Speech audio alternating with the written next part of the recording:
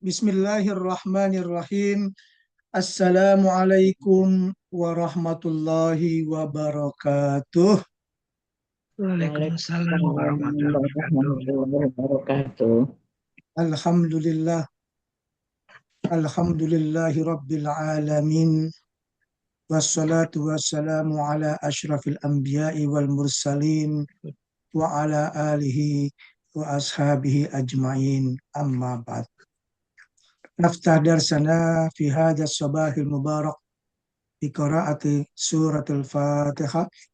A'udzu billahi minasyaitonir rajim. Bismillahirrahmanirrahim.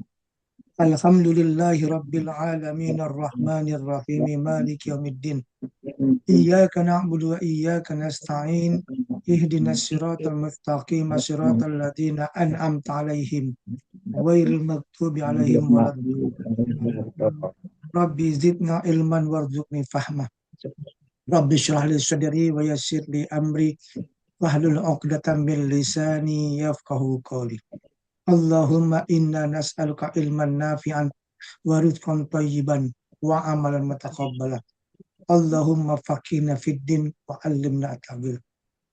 Allahumma zidna ilman warzuqna. Allahumma zidna ilman wanfa'na wa 'allimna bima yanfa'una wa 'allimna ma yanfa'una birahmatika ya arhamar rahimin. Alhamdulillah, ya, pada pagi hari ini kita dapat bertemu kembali dalam keadaan sehat walafiat. Subhanallah, kita sangat bersyukur ya. Alhamdulillah masih diberikan kesempatan oleh Allah Subhanahu wa taala ya, dengan waktu yang sangat berkah ini masih bisa bergerak, masih bisa bernafas ya, dan kita manfaatkan untuk kegiatan yang baik-baik ya, beribadah kepada Allah khususnya yaitu belajar menuntut ilmu untuk memperbaiki amal-amal kita selama di dunia ya, agar hati kita menjadi bersih ya, agar perilaku kita juga menjadi baik ya, perilaku kepada orang-orang lain juga lebih baik lagi ya. Semoga kita senantiasa dalam lindungan Allah SWT. Amin amin ya rabbal alamin. Baik, selanjutnya kita belajar tentang sholatul marid. Nah, marid itu sakit.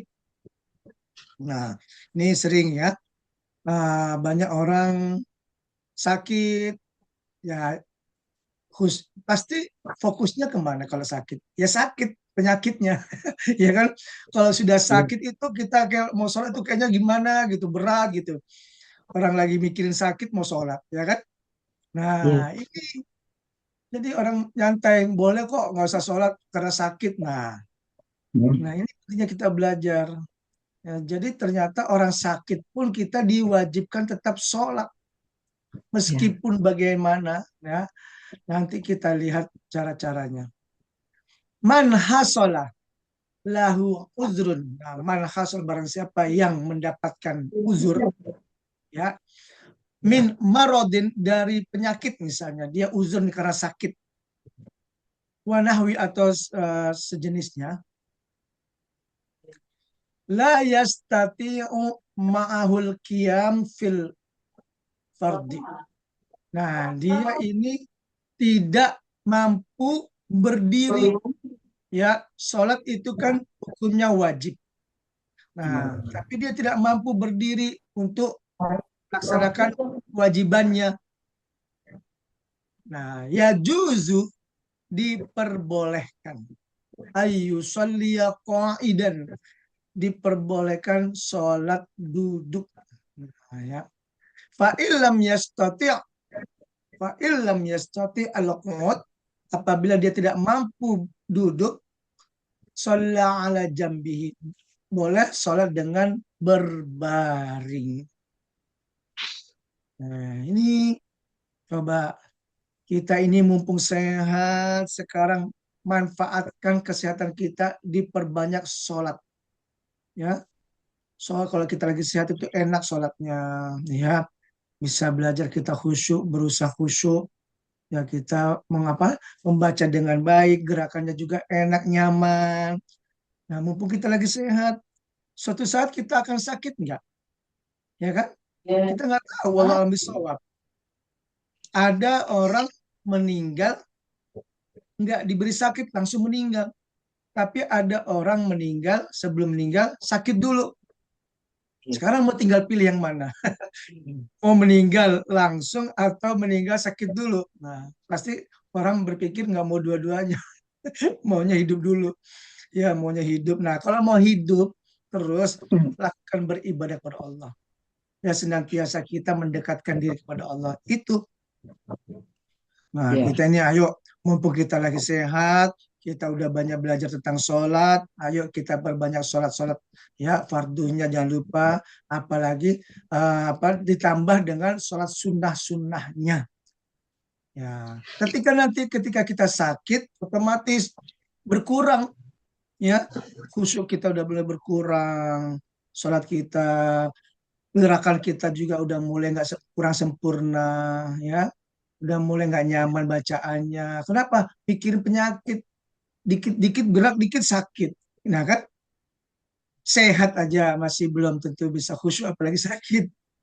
Nah, ini pelajaran buat kita. Alhamdulillah kita masih diberi kesehatan. Tapi ketika kita suatu saat kita sakit, kita udah belajar belajar tentang sholat, bagaimana orang yang sedang sakit. Kalau nggak bisa berdiri, misalnya duduk. Nah, caranya bagaimana? Ya, seperti ini, Allahu Akbar. Nah, baca, habis itu rukunya, terus itidalnya, baru sujudnya. Sujudnya agak rendah daripada ruku. Jangan sampai sujudnya sama dengan kayak ruku. Makanya kalau kita nggak bisa nunduk, rukunya jangan terlalu rendah. Biasa aja, mungkin lehernya cukup dibawahkan, diturunkan sedikit. Ketika mau sujud baru turun lagi. Gitu. Nah, itu diatur. Kalau bisa, kalau perlu latihan. Nah, ya. Kalau perlu latihan dari sekarang. Maksudnya latihan aja, jangan dibuat sholat. Ya, masa sehat, sholatnya kayak sakit enggak. Maksudnya latihan. Oh begini. Ya kalau latihannya ya sih bisa, tapi kalau lagi sakit ya agak sulit ya. Nah, ini penting sekali ini terkait dengan sholat ketika sakit. Nah, Fayumi ubir ruku was sujud.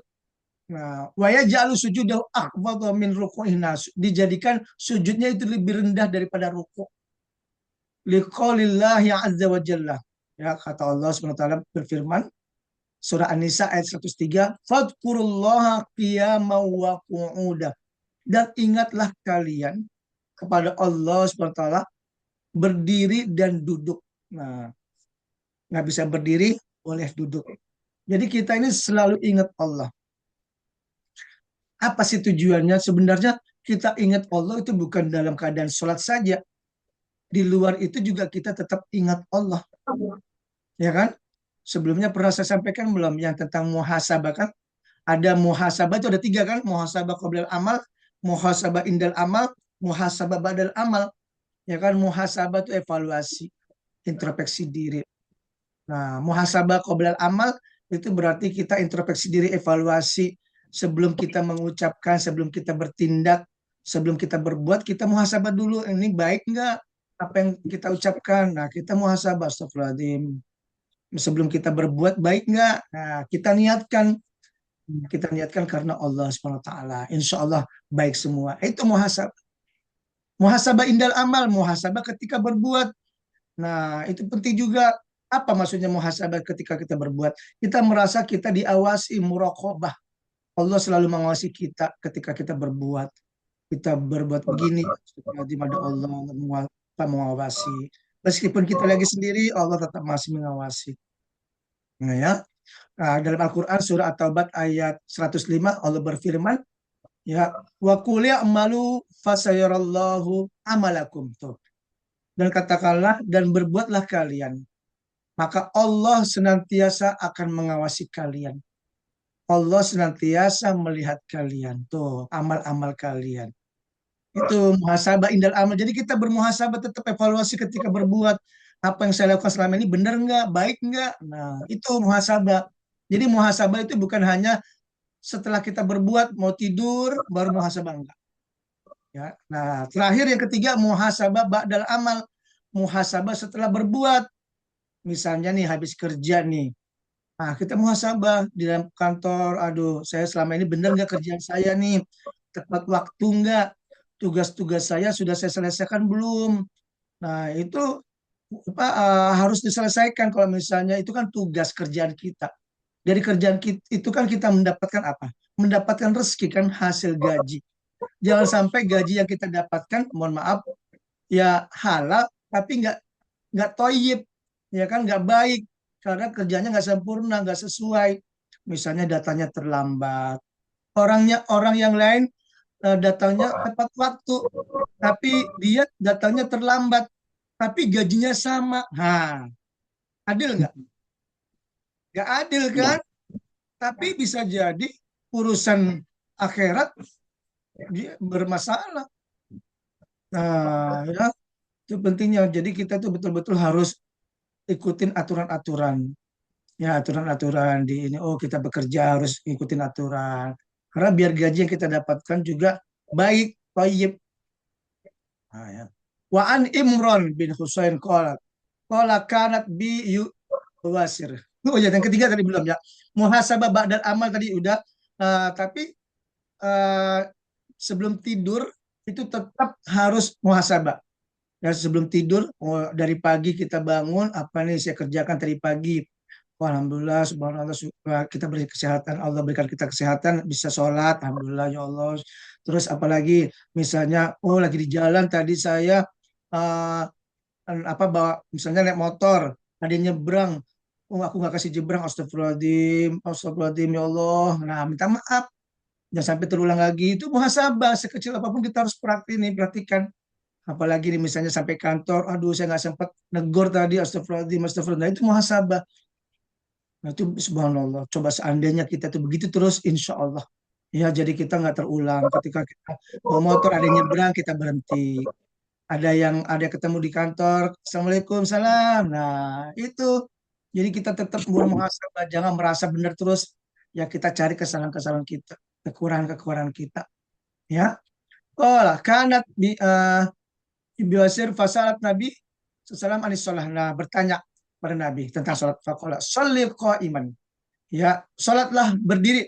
Fa'ilam tastati' faqaidan, apabila kamu nggak mampu berdiri dalam sholat, maka duduk. Fa'ilam tastati' fa'ala bijambin. Kalau misalnya tidak mampu, apa? Berbaring. Ya, ini dalam rumah sakit misalnya nih, ya, mohon maaf, ya, mohon maaf ya terkait misalnya kita udah umur itu udah ya diinfus nggak bisa ngapa-ngapain kan, misalnya nggak bisa kena air, boleh tayamum, belajar tayamum. Nah, penting kita belajar tayamum, baru itu sholat duduk, tidak perlu malu sholat. Kenapa harus malu kan sholat, misalnya ada yang ini datang, kita tetap sholat dulu, bisa tepat waktu. Nggak bisa di ya, apa, kosor ya, tetap sama misalnya 4 rakaat duhur, rakaat sesuai ya. Ya itu misalnya misalnya nih, mohon maaf, habis itu dia aduh misalnya lemes, boleh, lagi sedang sehat nih, maksudnya nggak ini nanti tak khawatir, boleh misalnya langsung dijamak takdim, tapi nggak kosor, sholat asar boleh, tapi tayamum lagi, tayamum lah, habis itu istirahat tidur, takutnya nanti tidurnya itu kelewatan, misalnya sampai maghrib sampai isya gitu kan, khawatir gitu kan, ya boleh itu tidur, karena kan pengaruh dari obat-obat itu kita pasti ngantuk, nggak kuat gitu ya. Nah, itu diperbolehkan.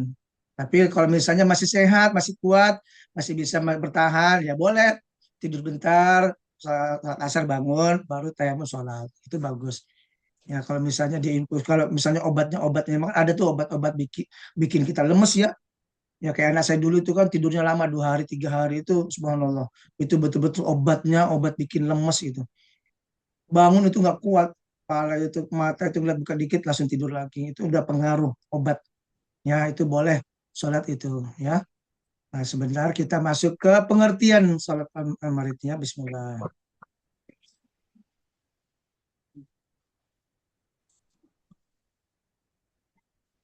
Pengertian pengertian sholat bagi orang sakit. Sholat bagi orang sakit adalah pelaksanaan sholat fardu yang disesuaikan dengan kemampuan fisik dan kondisi kesehatan seseorang tanpa menggugurkan kewajiban sholat. Itu ya. Jadi kita ini meskipun sakit, tetap tidak boleh menggugurkan sholat. Tetap kita laksanakan kewajiban sholat. Dalam Islam, sakit bukan alasan untuk meninggalkan sholat. Subhanallah. Itu hebatnya ya. Sampai kita sakit aja disuruh. Kita tetap ketemu sama Allah. Berarti Allah itu sayang sama kita. Ya, Allah itu sayang. Kamu walaupun sakit, tetap ayo ketemu sama aku. Apa yang kamu minta, aku kabulkan. Ayo, tuh subhanallah. Bukan berarti, ah, udah kamu kalau sakit nggak apa-apa, nggak usah ketemu aku, nggak usah kamu udah. Kita tetap ketemu sama Allah. Justru kita lagi sakit, itu kita harus ketemu sama Allah. Kenapa coba? Agar kita minta kesembuhan, ya kan? Iya, betul ya. Nah, itu kita ini penting banget. Makanya kalau ada anak kita sakit, mohon maaf, atau cucu atau siapa tuh sakit, suruh sholat dulu. Gak apa-apa. Ayo udah sholat belum? Jangan sampai memang kalau udah sakit itu udah bawaannya udah males ya mau ngomong mau apa tuh males apalagi sholat ya kan? Ini penting sholat tetap sakit tetap sholat. Ayo tayamum ajarin dulu. Mau tayamum begini gini ya. Di apa dibantu. Ayo ngadep kiblat, mana kiblatnya diarahin. Coba duduk kalau bisa duduk. Nah kalau tidur nggak perlu nggak apa-apa, karena kan nggak mungkin digeser-geser itu ranjangnya ke kiblat. Bisa ini yang sampingnya juga ya nggak boleh itu. Tapi kalau bisa agak mirip-mirip kemana gitu boleh. Ya itu penting. Jadi sholat walaupun sakit tetap diwajibkan sholat. Jadi tidak nggak jadi alasan sakit itu nggak sholat enggak. Allah tetap mewajibkan kepada orang sakit tetap sholat agar Allah itu memberikan kesembuhan. Benar. Itu semua jujur saya itu merasakan benar-benar ya subhanallah. Ternyata sakit itu betul-betul itu apa sebenarnya? Ujian kan? Ujian buat kita. Kita bisa beribadah kepada Allah yang mungkin kita karena sehat ya kan? Wajar orang sehat wajar bisa beribadah. Wajar orang bisa beribadah karena sehat. Tapi sekarang dikasih sama Allah berupa ujian. Coba nih, kamu bisa nggak beribadah kepada aku berikan sakit. Ya kan? Bisa nggak? Nah, kan banyak begitu. Kan banyak orang-orang diuji. Ah, belum saya ceritakan ya, ada imam di sini, di masjid sini. Dia tuh hebat ya, subhanallah. Beliau tuh imam, dia juga azan, dia juga komat, diborong semua sama dia. Hebat nih, ya kan? Tapi suatu saat Allah berikan dia ujian. Apa ujiannya? Yaitu dia sakit stroke. Stroke, tapi dia bisa jalan. Stroke-nya itu dia nggak bisa ngomong. Maksudnya ngomongnya nggak beraturan. Kalau udah ngomongnya nggak beraturan berarti apa? Dia nggak bisa imam, ya kan? Bacaannya udah nggak sempurna, nggak bisa azan, nggak bisa komat. Itu diuji sama Allah.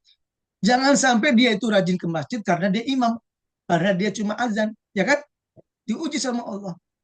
Tapi hebatnya, yang mungkin biasanya dia ke masjid sholat subuh itu jam setengah lima, atau jam, tapi ketika Allah uji dia, malah justru ke masjidnya itu jam 4. Coba, ditingkatkan lagi. Allah berikan dia ujian berupa sakit, bukannya malah kendor, malah meningkat itu loh. Bayangkan itu. Nah, ini kita belajar dari orang-orang yang seperti itu. Ya, jangan sampai kita ini nunggu tobat. Nunggu ini baru kita kalau udah tua, baru ini. Enggak. Justru mumpung kita lagi sehat, kita manfaatkan ibadah kita dengan sebaik-baiknya. Ya, iya, kalau udah sakit, udah susah kita mau ini, stres, sholat stres. Ya nggak bisa orang sholat kita ketemu Allah, masa kita ini stres nggak bisa. Ayo, nah penting kita belajar. Kita tuh belajar sama orang-orang yang mohon maaf, yang kita pernah sering lihat-lihat video orang cacat nggak punya kaki sholatnya subhanallah ya. Ada orang ini buta minta diantar ke masjid, orang buta. Ya Allah, kita tuh belajar orang-orang yang mohon maaf, yang fisiknya kurang mampu. Ya, nih kita belajar dari orang seperti itu. Jadi sakit bukan alasan untuk berhenti sholat, tetap sholat. Ya, selama seorang masih memiliki kesadaran. Nah, mumpung masih sadar dan kemampuan sesuai kadar yang dimiliki. Iya, ya kita masih bersyukur nih. Ustadz, kapan sih kita kalau nggak sholat, kapan? Ya itu, kalau kita udah nggak sadar, apa tuh, gila. Ya kan, kalau mau nggak mau sholat, ya gila dulu. Mau nggak begitu? Nauzubillah, ya kan? Ngasih ya. Nah, kita kan kalau ketemu sama Allah nggak bisa kita nggak sadar, harus sadar. Tuh hebatnya. Allah nggak terima hambanya kalau misalnya nggak sadar. Masa Allah ngajak ngobrol sama orang nggak sadar, ya kan? Bisa nggak kita ngajak ngobrol sama orang tidur, ya kan? Orang tidur nggak sadar. Bisa nggak kita ngajak ngobrol sama orang, mohon maaf, orang gila? Nggak bisa, kemana-mana. Tapi kalau orang sadar, ngobrol sama Allah, dia sadar. Tuh hebatnya. Nah, kita ini sadar, otomatis kita ngobrol sama Allah, betul-betul kita apa? Kita pahami dengan bacaan surat Al-Fatihahnya, Allah jawab, oh subhanallah, itu sadar. Nah, coba kalau orang nggak sadar, nggak bisa dia baca Al-Fatihah, nggak bisa ini. Ya subhanallah ya. Ini kita pentingnya belajar nih, subhanallah, alhamdulillah. Apa prinsip utamanya? Kemudahan yang diberikan tafsir dan tidak membebani di luar kemampuan. Ya, jadi kita tuh selama kita masih mampu ya, kita masih bisa sholat ya. Di surah At-Takabun. Fattaqullaha mastata'tum. Maka bertakwalah kepada Allah menurut kesanggupanmu. Maksudnya apa? Takwa di sini bukan berarti hanya dekat, tapi ibadah. Ya, sholat. Ya, sesuai kemampuan kita. Kalau kita mampu berdiri, berdiri. Kalau nggak bisa, berduduk. Kalau bisa duduk, berbaring. Kalau nggak bisa, maksudnya berbaring, nggak bisa bergerak. Cukup isyarat. Nah, gimana sih, kok kenapa sih harus tetap aja ketemu sama Allah, tetap aja sholat? Ya Allah kan sayang sama kita, gitu kan. Mau nggak disembuhin, gitu kan. Itu. Tapi Ustadz, banyak tuh orang nggak sholat, dia sembuh. Ini yang banyak orang menyalahartikan. Itu namanya istidraj. Ibarat orang itu bekerja, nggak sholat, tapi rezekinya mengalir, ya kan? Banyak orang juga dia menipu, rezekinya tetap mengalir. Itu namanya istidraj. Itu namanya dia itu walaupun dia ini bekerja apa sesuai aturan, sholat enggak, berdoa enggak, tapi itu berarti istidraj. Allah berikan dia ujian berupa kenikmatan. Tuh, ujian itu ada dua, ada berupa kenikmatan, ada berupa apa? Kesulitan. Tapi ingat, setiap kesulitan pasti ada kemudahan. Fa inna ma'al usri yusron, inna ma'al usri yusra. Tuh, Allah sebutkan dalam surah Al-Insyirah dua kali. Tuh, dua kali itu disebutkan. Ingat, sesungguhnya setiap ada kesulitan pasti ada kemudahan. Setiap kesulitan pasti ada kemudahan. Udah gitu, dalam Al-Quran itu Allah berikan uh, ayatnya, fa inna ma'al usri, dalam alif lam al usri itu kan satu. Satu itu dalam, maksudnya Allah berikan satu kesulitan, satu ujian. Tapi Allah berikan fa inna ma'al usri yusron. Yusron itu nakirah. Nakirah itu banyak. Tuh. Berarti Allah berikan kita satu kesulitan atau satu ujian, tapi Allah berikan banyak kemudahan, banyak solusi. Oh, ya, subhanallah. Contoh, nih kita harus, ini penting banget ini, kita kalau belajarnya harus pakai contoh nih. Saya mohon maaf, ada orang, saya lihat itu kalau di rumah sakit. Coba bayangkan, kalau kita pakai BPJS itu ngantrinya itu ya.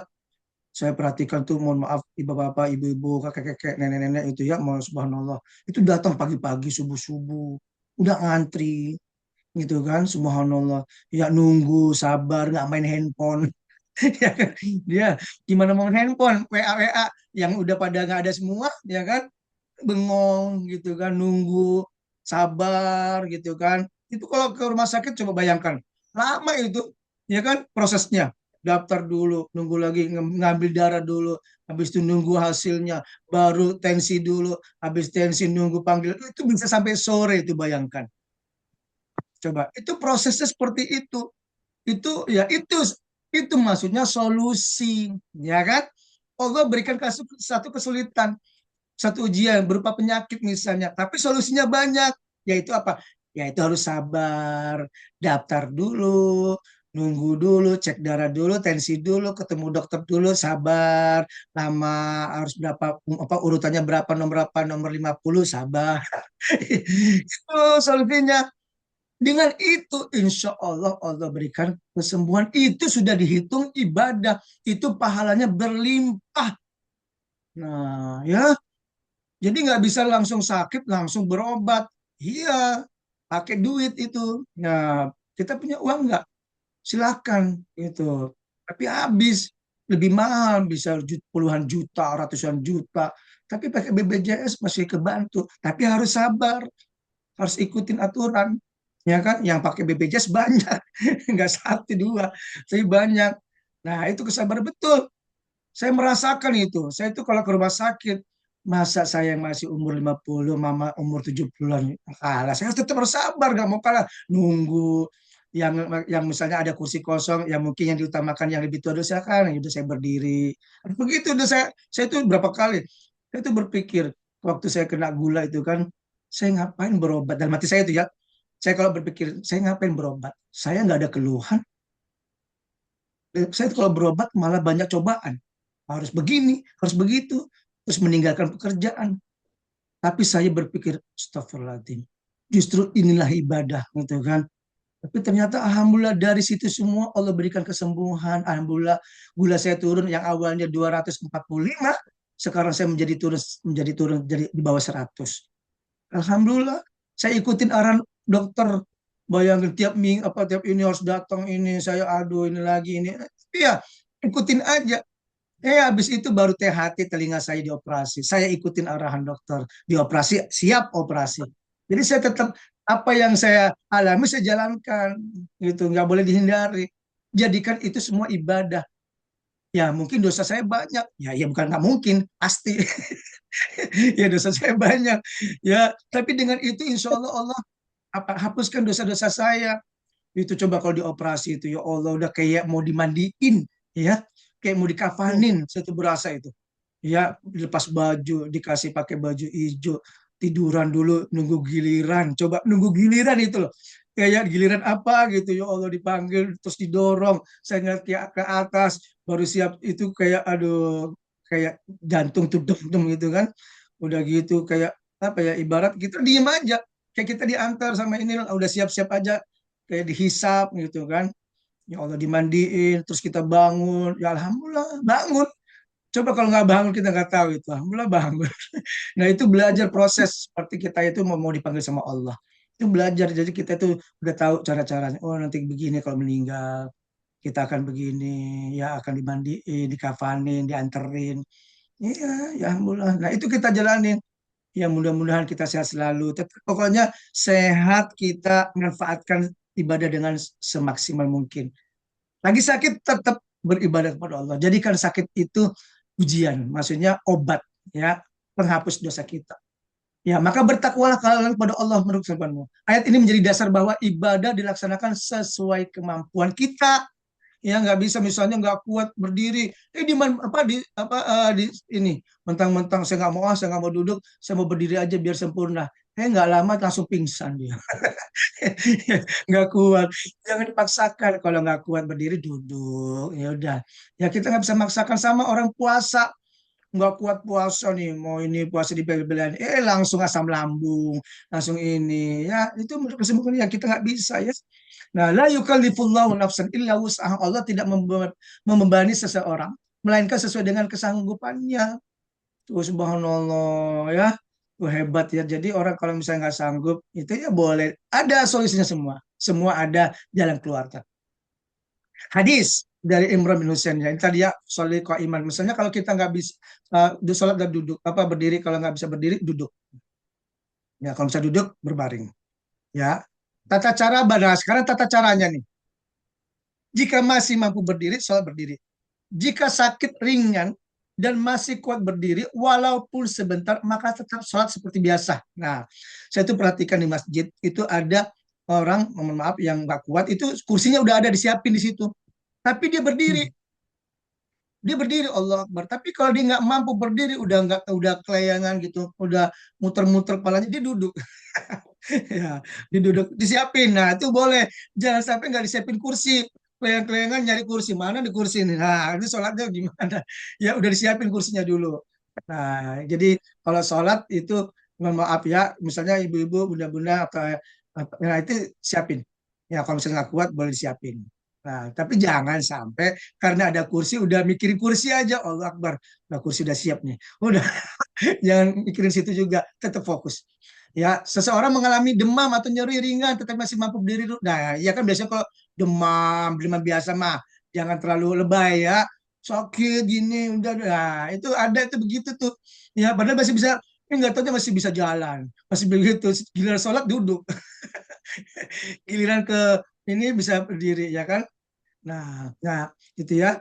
Jika tidak mampu berdiri, sholat sambil duduk-duduk bisa di lantai, kursi atau tempat tidur. Silakan, masih ada waktu 9 menit kalau ada pertanyaan-pertanyaan tentang duduk ya, sholat apa sholat ini sedang sakit. Nah, kalau nggak bisa berdiri, duduk. Kalau nggak bisa duduk, berbaring. Ya, takbiratul ihram sambil duduk. Nah, tetap usolli fardhu duhrin misalnya kan. Ruku dilakukan dengan membuka badan, sujud lebih rendah. Kalau misalnya nggak kuat, ya mungkin rukunya agak sedikit aja. Kalau pasien pas operasi lutut, misalnya nggak boleh berdiri, boleh duduk atau berbaring. Ya nggak mungkin ini ya. Posisi berbaring miring menghadap kiblat, mana kiblatnya miring gitu, boleh lebih utama. Jika tidak mampu terlentang dan wajah diarahkan kiblat, mana kiblatnya itu boleh. Pokoknya pelan-pelan aja ya, diatur. Ruku dan sujud dengan isyarat kepala. Sujud dibuat lebih rendah dari ruku. Nah, ya, Bismillah. Pasien rawat inap. Nah, yang rawat inap yang tidak boleh bangun dari tempat tidur, ya. Contohnya nih habis dibius, ya kan? Dibius itu kan bius total itu kan kita nggak boleh bangun. Kalau bangun kita langsung sakit, ya kan? Tidur. Nah, itu udah cukup, boleh pakai isyarat, nggak usah pakai gerak. Ya nggak mungkin bisa dia ini, nggak bisa. Otomatis dengan pelan-pelan Allah Akbar, isyarat aja. Nah, ketika ruku Allah Akbar, nah baca aja Subhana rabbil azim, subhana rabbil azim, sami Allah. Nah, begitu ya. Kalau misalnya ada yang ini apa habis operasi, memang biasanya ya, impusnya memang impus total, bius total ya, bius total itu berasa itu. Saya juga mengalami itu, nggak bisa bangun itu, udah tidur aja itu, betul-betul lemes gitu, itu nggak bisa ngapa-ngapain. Ya Allah, astagfirullahaladzim ya itu. Jadi kita tuh diberi apa ya, ujian nih, kamu kalau misalnya nggak sehat kayak gini nih, ya Allah. Makanya maksudnya apa, nanti kamu kalau lagi sehat, ayo banyakin ibadah kepada Allah, maksudnya banyak-banyakin sholat ya. Jika kepala tidak bisa digerakkan tetap masih sadar, sholat dilakukan dengan niat dan bacaan semampunya. Tadi ya, baca semampunya. Selama akal masih ada, nah kita masih berakal, kewajiban sholat tetap diperhatikan sesuai kemampuan. Ya, kalau kita masih berakal, tetap kita sholat, ketemu Allah. Ya, pasien lumpuh, ini ada juga nih pasien lumpuh. Pasien lumpuh total, tetap masih sadar dan dapat membaca dalam hati, sholat. Subhanallah ya. Allah masih berikan ini kesempatan. Kamu itu sadar masih ini, ayo ketemu aku. Nah, ya.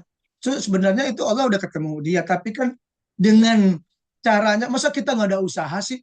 Masa Allah ketemu kita, maksudnya Allah yang menciptakan kita, masa Allah yang menemukan kita. Kita harus nemuin Allah. Jangan kan itu, manusia sama manusia aja begitu, butuh aja harus ketemu ya kan?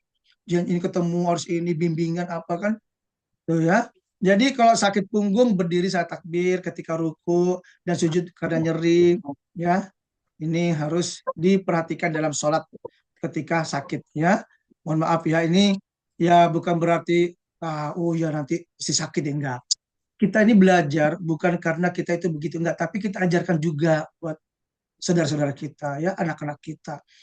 Ketika kita menemani, ya coba gimana sih rasanya menemani orang sakit, kita nginep, kita tidur di bawah, ya, sampai yang kita tidur di bawah, di samping kita pasien juga yang nemani tidur di bawah, sama-sama ngelihat. Ya Allah, coba bayangin ya, nggak enak banget itu, berasa itu. Makanya gimana biar kita sehat Ustadz, makanya banyak-banyak beribadah pada Allah, banyak-banyak berdoa. Alhamdulillah nih, subhanallah, benar-benar ini tiap Sabtu bisa hadir terus. Ya Allah, alhamdulillah, kita bersyukur ya, masih diberikan kesehatan ya kan, masih bisa beraktivitas. Ya kita nggak tahu suatu saat kita uh, mungkin diberi ujian, kita nggak tahu. Ya alhamdulillah kita diberi kesehatan, kita manfaatkan. Alhamdulillah, bersyukur ya.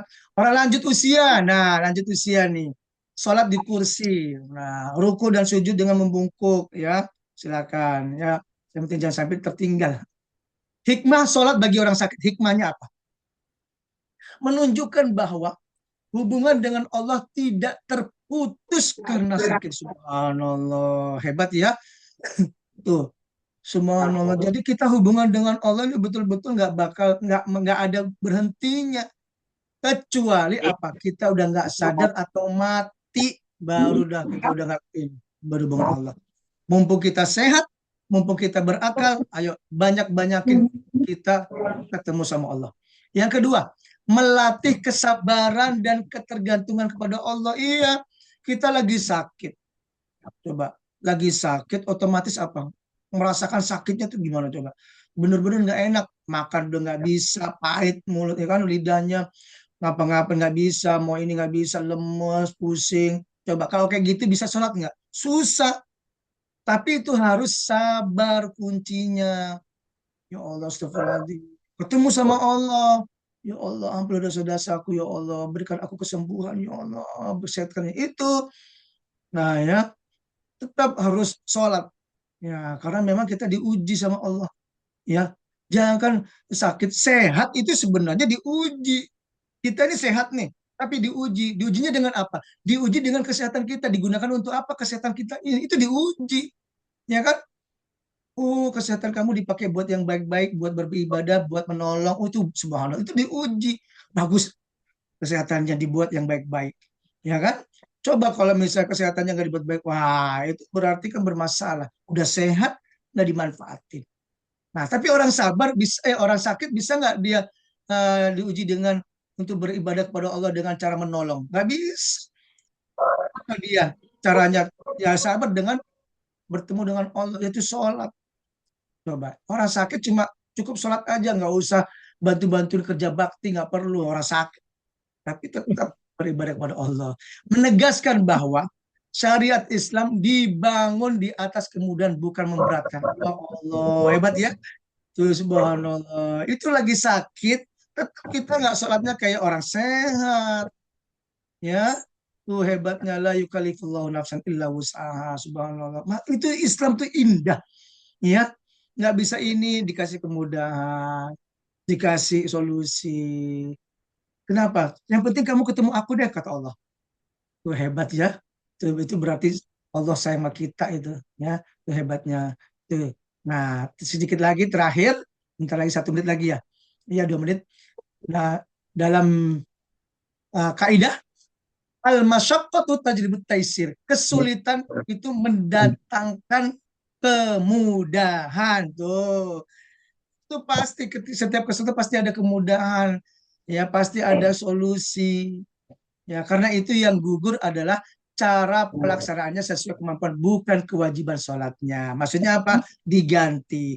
Bukan berarti berhenti sholat, enggak. Tetap diganti. Ya, itulah pentingnya kita belajar. Alhamdulillah, mudah-mudahan bermanfaat. Semoga kita senantiasa dalam lindungan Allah. Semoga kita sehat selalu, sehingga kita dapat memanfaatkan kesehatan ini untuk beribadah kepada Allah. Ingat, kita nggak hidup sendirian, kita belajar buat orang lain juga. Kita ajak, ayo, ayo belajar, ayo mengerti tentang fikih-fikih. Ya mudah-mudahan ibadah kita diterima oleh Allah Subhanahu wa taala. Amin amin rabbal alamin. Nah, tatim bikrati hamdalah. Alhamdulillahi rabbil alamin. Wa kafaratul majlis subhanakallahumma wa bihamdika asyhadu an la ilaha illa anta astaghfiruka wa atubu ilaik. Jazakumullahu khairan katsiran wa minkum. Assalamualaikum warahmatullahi wabarakatuh. Waalaikumsalam warahmatullahi wabarakatuh. Jazakallah khairan katsiran. Waalaikumsalam.